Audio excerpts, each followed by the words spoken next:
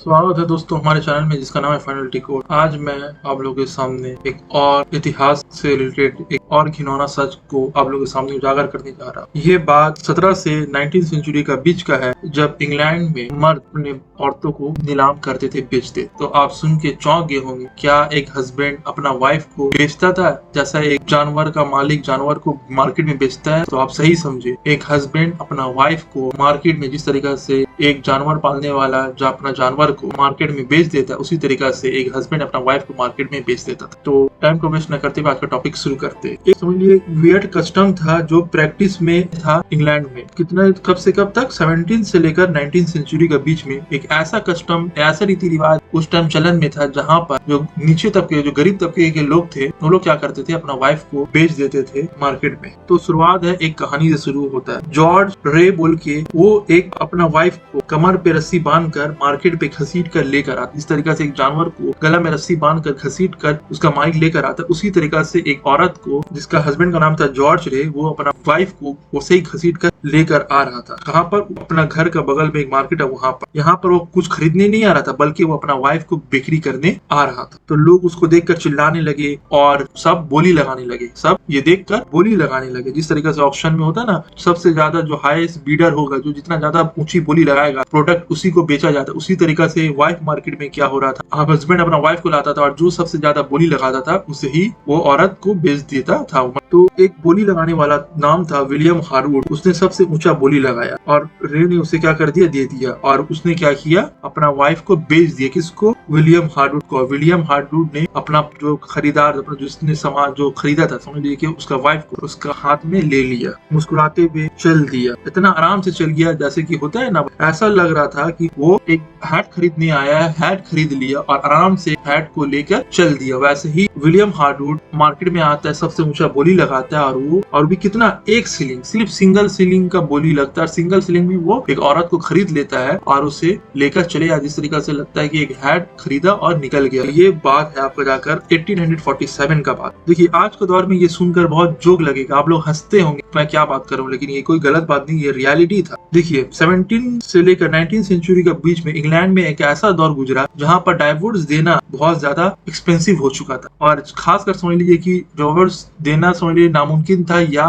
मना था, और जो भी देता था डाइवोर्स वो समझ लीजिए बहुत एक्सपेंसिव डाइवोर्स होता था। तो जो लोअर क्लास ब्रिटिश लोग होते थे वो लोग डाइवोर्स नहीं देते थे। वो लोग क्या करते थे, अपना वाइफ को मार्केट में बेच देते थे। अब बोले कि डाइवोर्स देने से मार्केट में बेचने से क्या लिंक है, ये भी मैं आप लोगों को डिटेल में बताता हूँ। देखिए बहुत सारे हिस्टोरियन लोग हैं वो डिसएग्री करते हैं कि इसका शुरुआत कब हुआ। इसका शुरुआत के बारे में किसी को भी कोई एग्जैक्ट डेट पता नहीं है, बस ये चलन में आ गया। ये 17 से लेकर 19 सेंचुरी के बीच में ये कस्टम चलता था, अपना वाइफ को बेचने का कस्टम चलता था। तो जो लोअर क्लास ब्रिटिश पीपल थे वो लोग वाइफ को अपना डाइवोर्स ना देकर बेच देते थे। अगर आप 1750 के दशक में है, अगर आपको अपना शादी को तोड़ना है तो एक प्राइवेट एक्ट आपको पास करवाना पड़ता था पार्लियामेंट से, समझ में आपको अपने लिए, जिसमें एक बहुत समझिए draconian British draconian divorce law था। बहुत खतरनाक और बहुत क्रूर आपका ड्रैकोनियन किसको जो बहुत खतरनाक लॉ होता है, ऐसा लॉ था डाइवोर्स वाला। तो अगर आपको फॉर्मली डाइवोर्स लेना है तो समझ लीजिए बहुत मुश्किल वाला काम था, और इसमें बहुत पैसा खर्च होता था, बहुत टाइम भी जाता था। तो आदमी ये सब को टाइम को वेस्ट ना करके, कोर्ट में पैसा ना खर्च करके, ये पार्लियामेंट में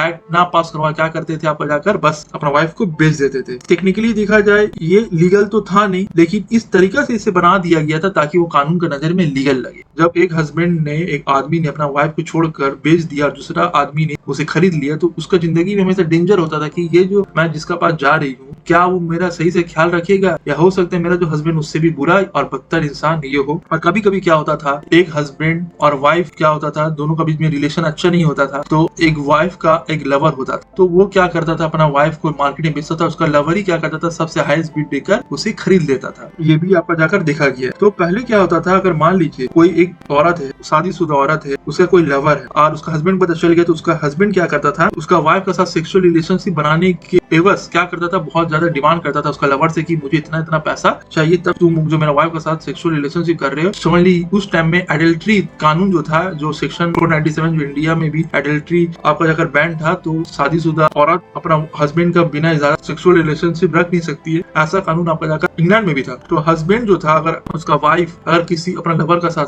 सेक्सुअल रिलेशनशिप में है तो क्या होता था, उसका जो हस्बैंड होता था वो क्या कर सकता था, बहुत उसका जो लवर होता उसके ऊपर केस ठोक सकता था, उसको अच्छा खासा डिमांड कर सकता था पैसा का। और लेकिन वाइफ के पास ऐसा कोई कानून नहीं था, उसका हस्बैंड कुछ एडल्टरी कर रहा है तो उसका हस्बैंड को उसका वाइफ कोर्ट ले जा सके। तो इससे क्या हुआ, ऐसा रिस्क को खत्म करने के लिए अगर उसका वाइफ खुश नहीं है तो वो खुद ही बोलती मुझे बेच दो, मेरा जो आशिक है, लवर है, वो मुझे खरीद लेगा। इससे क्या हुआ, ये कस्टम का नजर के हिसाब से आप क्या हो गए, अपना वाइफ को डाइवोर्स भी दे दिए, डाइवोर्स का भी झमेला नहीं रहा और आपका वाइफ आपका लवर का साथ चले गई। तो इस तरीका से भी काम होता था। और ये जो होता था आपका जाकर ऑक्शन, ऐसा होता था जैसे कभी अगर आप लोग भेड़ बकरी का बाजार में गए हैं, मंडी में जहाँ पर जानवरों को बेचा खरीदा जाता है, वैसे ही कुछ बाजार था आपका जाकर इंग्लैंड में, वैसे ही बाजार होता। तो जो आदमी अपना औरत को, अपना वाइफ को बेचता था, उसका गला में रस्सी लगा देता था या एक रिबन लगा देता था, जिसे समझ में आता था ये बिकाऊ औरत है, और उसका आर्म में और वेस्ट में, कमर में उसे बांध के रखता था और उसके बाद उसे ऑक्शन करता था और उसके बारे में भी बताता था ये किस टाइप का औरत है। तो जब एक आदमी अपना वाइफ को बेच दिया और दूसरा आदमी उसका वाइफ को खरीद लिया तो माना यह जाता था कि शादी जो है वो नल एंड वाइड हो गया। अब जो नया बायर है अब उसका वाइफ का खर्चा को उठाएगा। अब उसका जो वाइफ है उसका खर्चा कौन उठाएगा, जो उसे खरीदा है। तो कितना केस में यही देखा गया है कि वाइफ का जो लवर होता था वही क्या करता था, सबसे ज्यादा दाम देके खरीद लेता था। लेकिन हमेशा ऐसा नहीं होता है कि वाइफ का लवर ही हमेशा खरीदे। कभी कभी क्या होता था, कोई और भी खरीद लेता था ज्यादा बोली लगाकर। और कितना बार ऐसा भी होता है वाइफ को पता भी नहीं है मुझे बिक्री किया जा रहा है, उसका हस्बैंड उसे एक दिन ले गया और ले आके मार्केट में बेच दिया और वो टोटली स्ट्रेंजर आदमी के पास चले गए। कभी कभी क्या होता है, कोई हस्बैंड बोला चला मेरा वाइफ का किसी के साथ रिलेशनशिप है, अब वो डाइवोर्स लेकर क्या किया, अब पैसा तो चाहिए लेकिन उसे अपना वाइफ को भी बदला देना है, सजा देना है और उसका वाइफ का लवर को भी। वो क्या किया, अपना वाइफ को बिना बताए ले आके मार्केट बेच दिया। बता के बेचेगा तो हो सकता है वाइफ उसका लवर को बोल दे कि तुम आगे खरीद लो मुझे, लेकिन ऐसा नहीं। कितना मरता केस में ऐसा हुआ, वाइफ को बिना बताए मार्केट में लेके और बेच दिया और कोई अननोन और स्ट्रेंजर आदमी उसे खरीद लिया। तो ऐसा भी केस देखने को मिला है जहाँ पर उसका लवर नहीं हो कि कोई स्ट्रेंजर उसे खरीद लिया।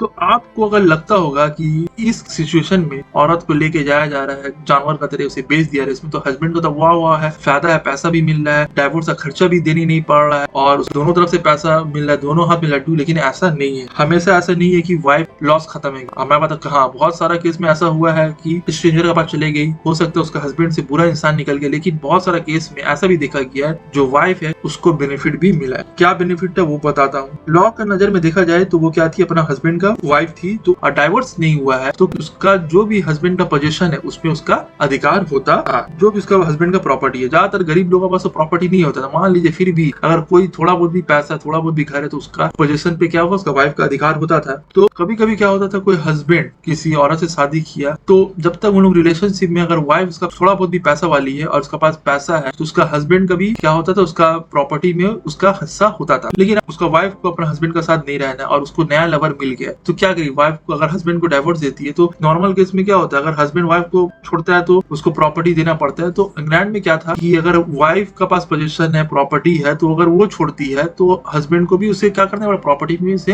हिस्सा देगा क्योंकि वो उसका हस्बैंड है, उसका भी अधिकार है। तो ऐसा केस में क्या होता है, तो कितना मरता ऐसा केस में हुआ है कि जब वाइफ का पोजीशन होता था, प्रॉपर्टी होता था, तो वाइफ अपना हस्बैंड को बोलती कि मुझे तुम्हारे साथ रहना नहीं है, मुझे बेच दो और जो पैसा मिलेगा वो तुम्हारा और मेरा पोजीशन पे तुम्हारा कोई भी अधिकार नहीं। तो जो हस्बैंड होता था अपना फॉर्मर वाइफ का जो भी पोजीशन था उसमें क्या होता था, तो उससे बोलता था ठीक है मेरा इस पोजीशन पे आपका जो प्रॉपर्टी पे कोई अधिकार नहीं, मैं आपको बेच देता हूँ, आपका जो लवर है आपको खरीद लेगा, फिर हमारा रिलेशनशिप खत्म। ठीक है, देखिए बहुत सारा केस में क्या होता था, देखिए कभी कभी मान ली कोई किसी ऐसा सेक्सुअल रिलेशनशिप किया, ठीक है, तो हस्बैंड के पास पूरा राइट था कि उसका लवर को वो जेल भिजा सकता है, कोर्ट में घसीट सकता है। तो एक राइटर है, लीगल स्कॉलर, का नाम है जूली सी सुक, वो लिखते हैं जो पहला हस्बैंड होता था, मतलब एक औरत का जो पहला पति होता था, वो वाइफ का लवर से पैसा ब्राइब मतलब घूस लेता था। किस चीज का घूस, क्योंकि वो जो लवर के ऊपर वो केस कर देता था। अगर वाइफ का साथ उसका रिलेशनशिप में वो रहती थी, उसका वाइफ बिना डाइवोर्स का, तो क्या होता था, तो इस केस में क्या होता था, जो फर्स्ट हस्बैंड होता था उसका ऊपर केस कर देता, उसका लवर को, उसका लवर को उसके ऊपर सिविल और क्रिमिनल दोनों केस कर देता था। तो ऐसा केस में क्या होता था कि उसका ऊपर केस चलेगा, उसे सजा होगा, तो उसका जो हस्बैंड होता था, फर्स्ट हस्बैंड, वो बोलता था उसका लवर को, अपना वाइफ का लवर को, कि मैं तुम्हारे ऊपर से सिविल और क्रिमिनल केस उठा लूंगा लेकिन उसका बदली तुम्हें मुझे घूस देना पड़ेगा। तो ऐसा भी केस चलता था। तो बहुत तरह का समझ लीजिए कि घिनौना काम इंग्लैंड में 17 से 19 सेंचुरी के बीच में होता था, जहाँ पर अपना बीवी को खरीदना बेचना समझ लीजिए कॉमन सा बात हो चुका था। इंसान का जिंदगी समझ लीजिए कि पैसा ही से बन चुका था, पैसा ही सब कुछ था और कुछ नहीं रहा था। और ये खासकर अमीर फैमिली में नहीं होता था, खासकर ये गरीब फैमिली में देखने को मिलता था। देखिए कभी कभी क्या होता था कि कोई हस्बैंड कोई वाइफ अगर हस्बैंड का साथ चीट की है, धोखा की है, एडल्ट्री की है और उसका हस्बैंड को पता चल गया कि मेरा वाइफ मेरे साथ चीट की है, तो वो उसका हस्बैंड क्या करता था, अपना वाइफ को मार्केट में लाकर ह्यूमिलेट करता था। कैसा ह्यूमिलेट करता था ये भी सुनकर आप चौंक गए। जिस तरीका से गोरू बकरी को आदमी मार्केट में लाकर उसका स्पेसिफिकेशन बताता है कि इसका वजन कितना है, ये देखने में कितना है, कितना दूध देती है, इसका कितना मांस है, ये कितना खट सकती है, समझ लीजिए कि उसका स्पेसिफिकेशन बताता था। कि जिस तरीके से एक जानवर के बारे में बताता है, मेरा जानवर कितना दूध देती है, ये कितना बेनिफिशियल होगी आपके लिए, तो वैसे ही बात बताता था एक हस्बैंड अपना वाइफ के बारे में सबके सामने। तो समझ लीजिए एक औरत का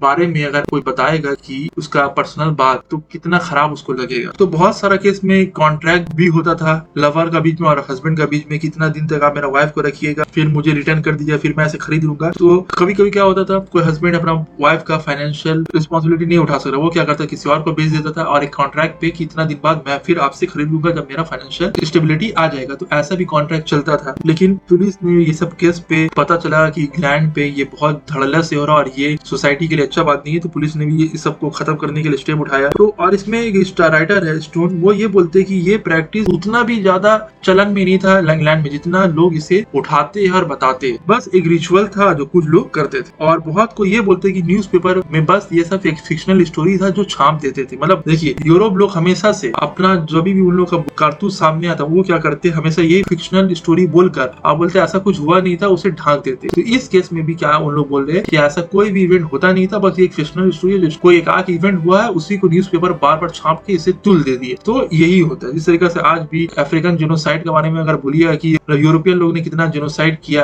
हम लोग बोले नहीं हम लोग तो सभ्यता फैलाने गए थे। अमेरिका में भी जो यूरोपियन लोग ने किया, इंडिया में किया, साउथ ईस्ट एशिया में किया, तो सब बोलेंगे नहीं हम लोग का कोई गलती नहीं है, हम लोग तो सभ्यता सिखाने गए थे। लोग हम लोग का खिलाफ खड़े हुए तो जाके हम लोग ने उसे दबाया और हमारा गलती कुछ नहीं था। हम तो उन लोग को कल्चर, उन लोग तो अनकल्चर लोग थे, हम लोग तो कल्चर सिखाने गए थे। यहीं पर भी उन लोग आकर अपना फेस सेविंग करते हुए बोले ये कुछ न्यूज़पेपर वाला जो छाप दिए और इस बात को तुल मिल गया, जबकि ऐसा कोई भी इवेंट हमारा मतलब ऐसा कोई भी कल्चर कस्टम हमारा वहाँ पर नहीं था। ऐसा कोई बात नहीं है, जिन राइटर लोग ने लिखा और इसके ऊपर एविडेंस मौजूद है। और एक और स्टोरी है जोसेफ थॉमसन के बारे में, जहाँ पर वो अपना वाइफ को 1832 में बेचता है और अपना वाइफ का अच्छा क्वालिटी और बुरा क्वालिटी दोनों बता देता है। वो क्या बोलता है, अपना वाइफ को मार्केट में लेकर आता है, एक जानवर को जैसा लेकर आता है और जिस तरीके से अपना जानवर के बारे में आदमी बताता है इसका क्या खूबी है, ज्यादातर तो आदमी खूबी बताता है, लेकिन ये क्या करता था अपना वाइफ का खूबी भी बताया और बुराई भी बताया। क्या बताया कि ये एक पैदाइशी नागिन है। क्या है, पैदाइशी नागिन है, तो इससे बच के रहना है। ये एक पागल कुतिया का तरह समझ लीजिए कि